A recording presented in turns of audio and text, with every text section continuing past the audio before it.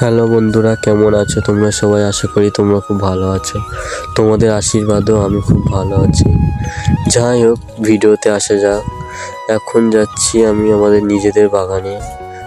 এখন প্রচুর কাজ, কারণ টমেটো চাষ হয়েছিল, সেগুলো পরিষ্কার করতে হচ্ছে চারিদিকে। কিছুটা জায়গা পরিষ্কার হয়ে গেছে, কিছুটা জায়গা বাকি আছে। এখন হাতে প্রচুর কাজ, ভিডিও দিতে পারছি না।